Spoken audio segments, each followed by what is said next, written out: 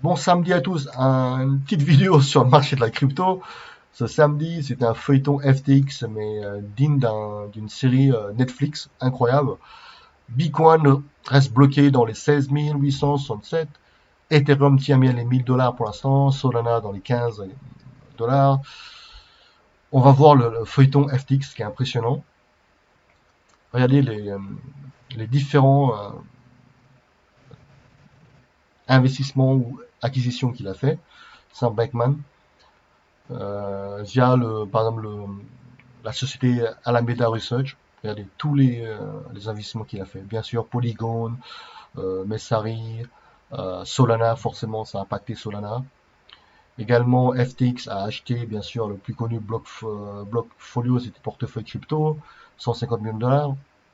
Voyageur a fait faillite également à cause de le scandale Terra Luna. Investissement dans des Circle.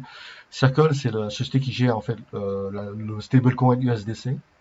Donc, et FTX US, acquisition, Ledger Prime, BlockFi également, c'est le staking de crypto-monnaie là, BlockFi, bah, qui bloque maintenant les retraits également, d'accord. FTX Venture Capital, investment dans Aptos, Paragraph, Mina, Messeri, etc. Oui, c'est quand même impressionnant tous ces investissements, pardon. Alors concernant l'ironie du sort, c'est que en fait on se rend compte Constance Wang, 28 ans, a travaillé chez Credit Suisse 2 ans en fait comme risk manager, il me semble. Et les risk managers c'est FTX quoi. Vous voyez un peu la chose un peu délirant. Et bon, en fait ils se connaissent tous en fait, hein. Ils sont tous amis, même études, même université. En fait, Sam Beckman il utilisait Alameda Research comme deuxième en fait euh, société en fait pour lending en fait prêter. FTX a envoyé en fait des fonds de ses propres de ses propres clients quoi. Chez Alameda Research, Alameda Research a envoyé des FTX en token via pour collatéral, etc. Donc c'était de la pure magouille, mais maintenant on le sait, hein, on a plus de détails. Euh, Vraiment impressionnant comme scandale.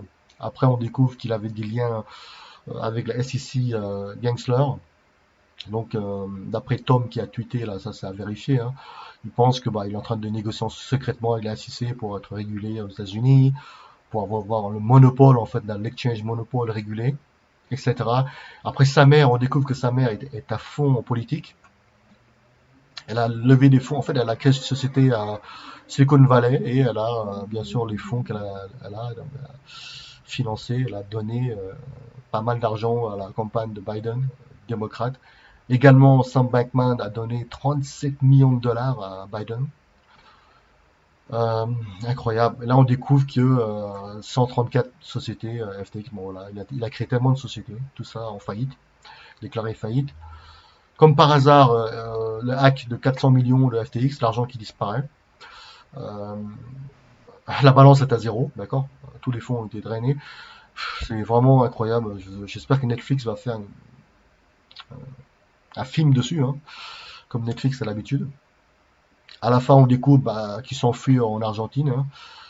Allez, il y a des gens qui traquent même via Flight Radar 24 pour voir son avion.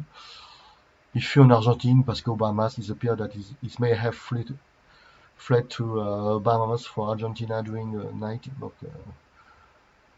ouais, vous voyez, donc c'est quand même incroyable ce qui se passe. Mais ouais, tout ce qui se passe là, bien sûr, on va blâmer, on va commencer à dire oui, mais les crypto-monnaies c'est pas régulé, etc. Il faut réguler. Ça donne vraiment du poids à la SEC, EC aux États-Unis pour réguler beaucoup plus. Mais réguler, ça veut pas dire, ça veut rien dire. Enfin, réguler, ça n'empêchera jamais ce genre d'événement en fait, vous voyez. Parce que le marché le plus régulé, c'est par exemple, le secteur bancaire. Et le secteur bancaire, le nombre de scandales, de listes de scandales qu'il y a dans le secteur bancaire depuis 2007, 2008, Lehman Brothers, JP, manipulation de prix de l'or, etc. Mais ça n'empêchera jamais euh, les scandales en fait. Il y a des amendes, les banques payent des amendes, etc. Donc ça ne changera rien pour moi, régulé ou pas. Il y aura toujours des scandales en fait. D'accord? Ce qui se passe dans la crypto, c'est le copier-coller de ce qui se passe à la bourse traditionnelle et dans le secteur bancaire en fait. Vous voyez, donc ça change pas. Les ventes à découvert dans la bourse traditionnelle se passent, a été transféré dans le marché de la crypto, vente à découvert de crypto, BTC, etc. Les contrats futurs, maintenant ça existe, contrats futurs Bitcoin, c'est exactement, voilà, c'est copier-coller de ce qui se passe dans la bourse en fait. D'accord? Donc, régulé ou pas, je pense pas que ça empêchera ce genre d'événement d'arriver. Et je sais pas si c'est un Black Swan FTX, mais je pense que BTC là, va aller à 10 000, beaucoup plus bas. Il est possible, s'il y a un événement encore grave qui arrive, ça va pousser beaucoup plus bas. Solana, je pense que ça peut aller dans 5 dollars, hein, s'il est possible. Après, c'est à suivre. C'est pas un conseil d'investissement, mais faites ce que vous voulez. Mais moi, je pense que je prends des billes sur Solana. Bitcoin, comme d'habitude, Ethereum, Binance Token, pas mal aussi, bon projet. Après ça c'est un pari, hein. Si vous voulez faire du Dogecoin, c'est du pur risqué, un pari. XRP 36 centimes. Donc c'est toujours leur procès. Je sais pas comment qu'est-ce qu'ils vont gagner face à la SEC. Je sais que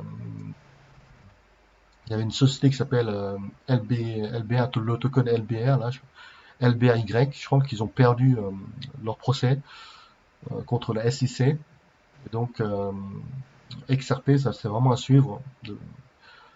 Après, il y a une autre nouvelle, c'est que Tron, en fait, ici, token Tron, Justin Tron a fait un accord avec, avec FTX, en fait, pour essayer de le sauver, mais je pense pas que ça va être suffisant pour sauver FTX, en fait.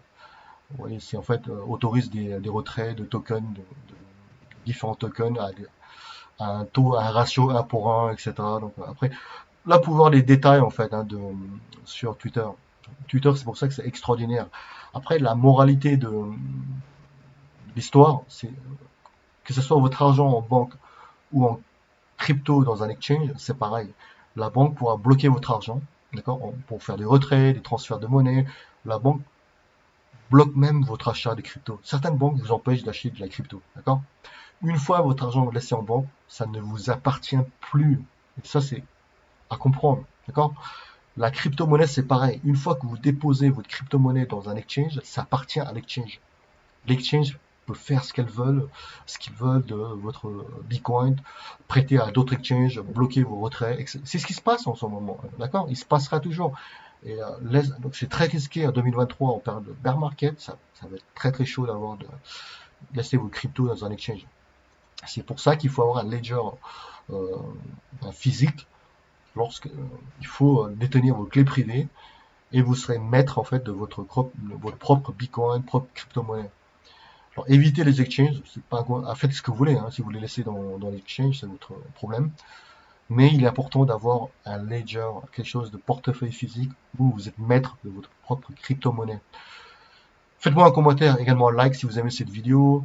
J'espère que passez un très bon week-end à tous. Juste une dernière news en fait que j'ai vu. Il y a également Cryptocom qui a tweeté en fait euh, récemment. Il me semble qu'il avait, ils ont à cause du scandale justement de FTX, etc. Ils ont tweeté pour plus de transparence. Et j'avais vu un tweet en fait du PDG Chris. euh, voilà, Chris exactement, c'est celui-là. Il avait tweeté pour plus de transparence justement pour montrer qu'il avait des fonds, assez de fonds euh, en fait dans sa société en fait. Mais c'est quand même étonnant en fait, étonnant que Cryptocom a quasi 20% de ses réserves en fait en Shiba Coin quoi. Ce qui est un peu étonnant, non. Ce qui est un peu étonnant, hein. Franchement, je sais qu'il y a des gens qui aiment Shiba, d'autres qui n'aiment pas. Mais c'est quand même étonnant d'avoir 20% des fonds en Shiba Inu. Je sais pas pourquoi ce site internet, c'est Bloomberg en fait, qui bloque. Pas plus de détails. Là, je vais vous montrer justement dans le tweet qu'il avait fait. Il va publier un audit en fait pour plus de détails, pour prouver qu'il a des réserves euh, dans Cryptocom. Bah, j'espère qu'il y aura beaucoup plus de transparence déjà avec ça. Euh, mais je pense pas qu'il faut comparer FTX à Cryptocom quand même, hein. D'accord? Cryptocom a quand même un business model beaucoup plus. Ils se font quand même de l'argent, hein, Cryptocom, d'accord? Via leur carte bleue, ils prennent des commissions, des frais, et c'est comme ça qu'ils s'autofinancent. Se sont financés via le ICO également. Je sais pas, mais c'est un truc, je peux pas vous dire plus, j'ai pas plus d'informations, mais je vais suivre comme Cryptocom. Mais je pense quand même à une société quand même beaucoup plus sérieuse que FTX, hein, d'accord? Et ils ont créé, ça a été créé quand en 2017, ils ont levé des fonds, Cryptocom. Ils ont changé de nom, c'était pas Cryptocom à l'époque. Mais après, c'est à suivre, hein. C'est à suivre l'histoire parce que ça peut impacter tellement d'exchanges. Voilà, sinon passez un bon week-end à tous. Au revoir.